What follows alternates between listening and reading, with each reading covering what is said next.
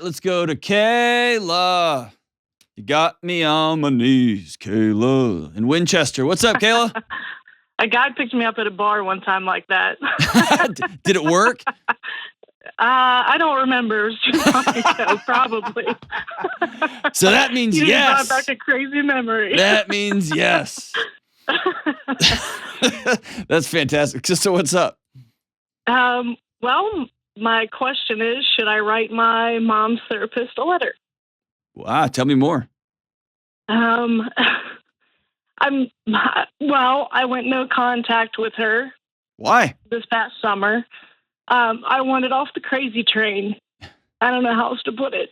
Sorry. No, hey, don't be sorry at all. Sometimes we all are going off the rails on the crazy train. Good for you.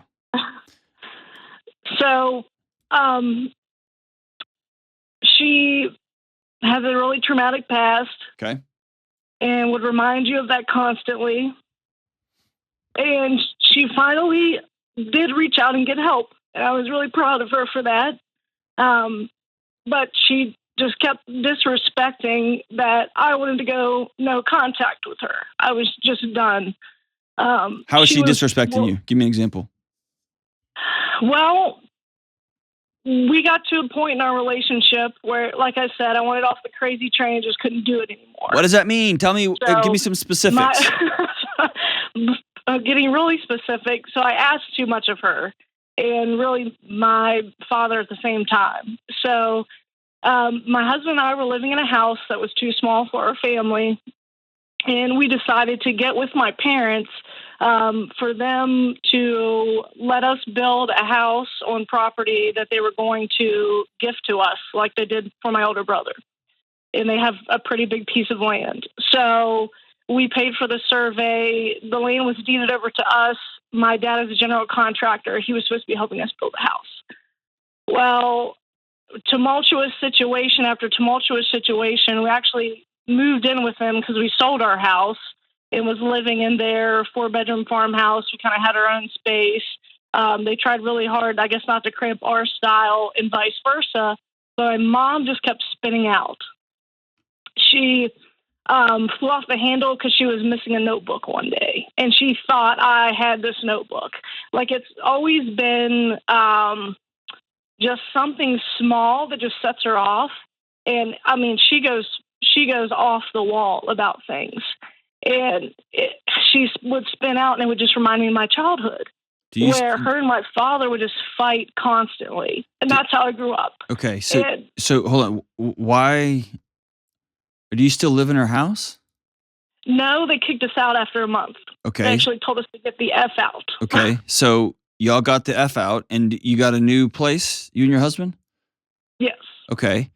So why the no contact order? Why don't you just block her on your phone and go about your day, go about your life? We lived too close to her, so she just kept showing up whenever she wanted. Okay. All right.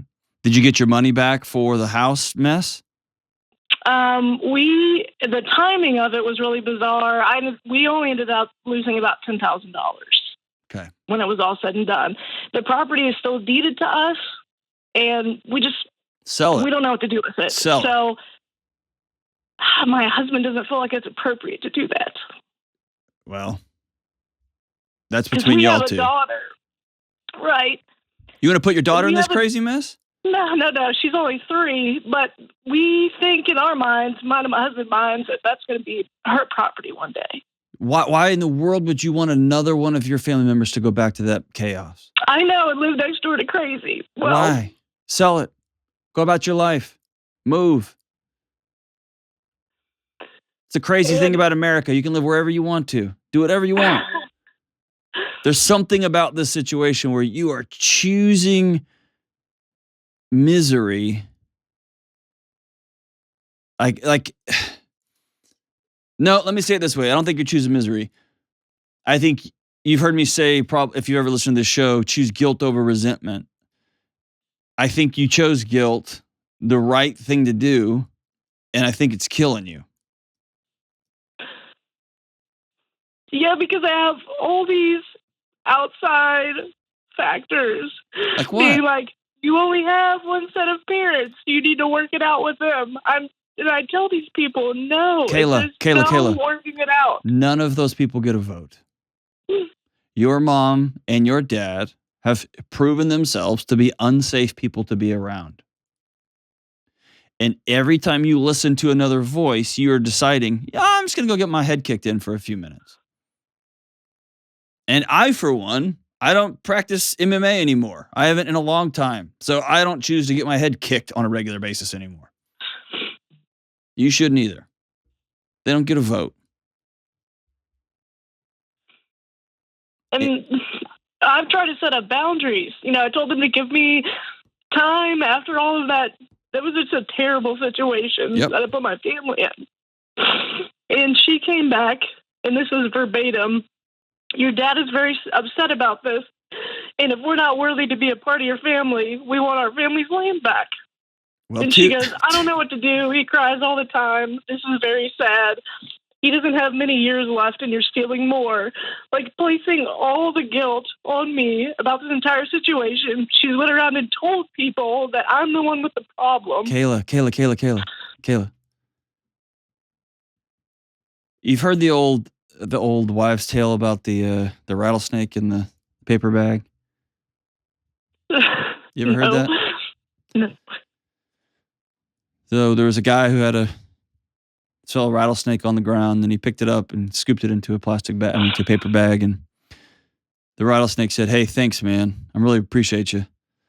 I'd love it if I got an itch in the back of my head. I can't scratch it. I'd love it if you scratched that itch for me." And the guy was like, "Sure, man." And he reached in the bag to scratch that itch, and the rattlesnake bit him. And he's like, why'd you do that? And he's like, well, I'm a rattlesnake. That's what I do. And the guy's like, that was the meanest thing. I was just kind to you and whatever. He's like, I know, I'm a rattlesnake. This is what I do. And then a little while later, the rattlesnake's like, hey, man, I'm sorry. That's 100% on me. My bad. I need to overcome that. But I still got that crazy itch. Will you please get it? And the guy's like, no, last time you bit me. And he's like, I know. Anyway, he reached in to scratch him again, and it bites him again. He goes, I told you, I'm a rattlesnake. It's what I do. And at that point, the second bite on is that guy's fault because he keeps putting his hand back in the bag. Your mom has clearly demonstrated that she does not want to be in a relationship with you.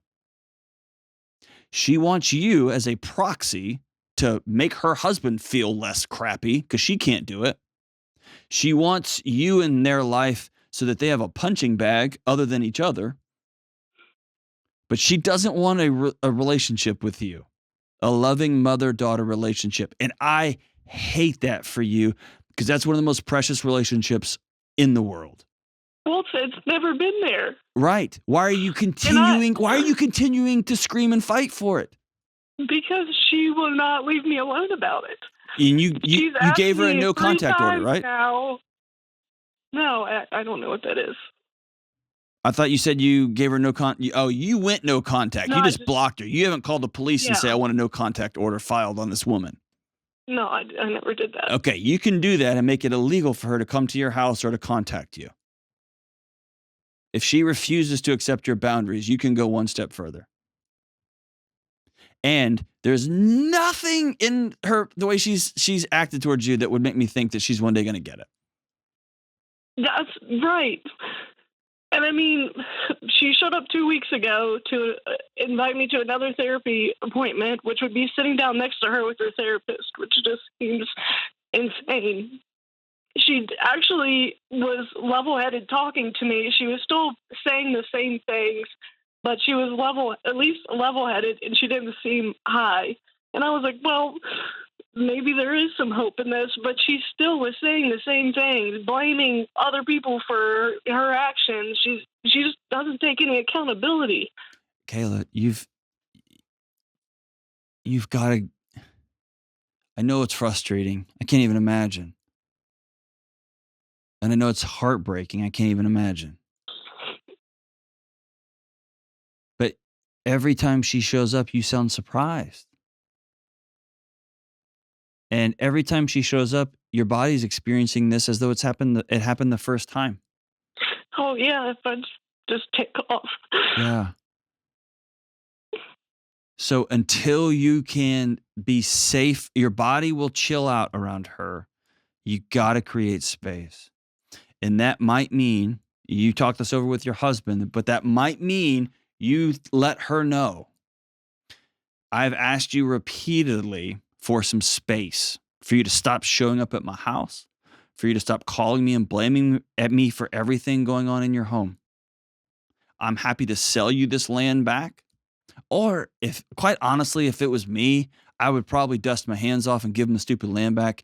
And because they have clearly made it, the dirt is more important than you.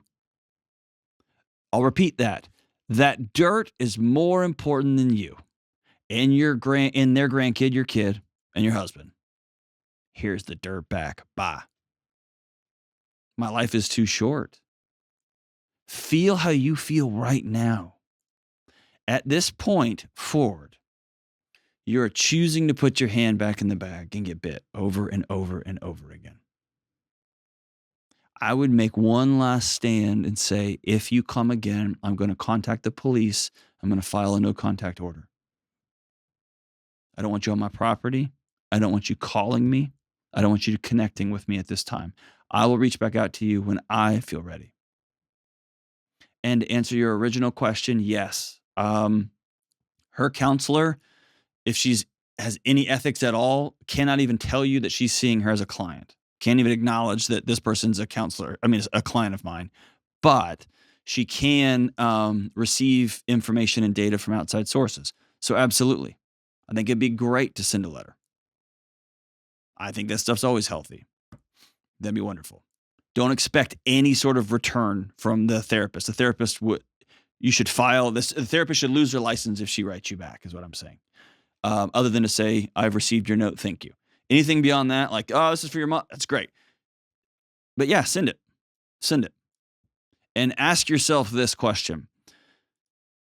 How long am I going to avoid the hard part, which is grieving the fact that my mom is choosing these other things over me? And instead of choosing that season of grief that you're going to have to go through one way or another, you're choosing to get bit over and over and over again. This sounds crazy, but choose grief.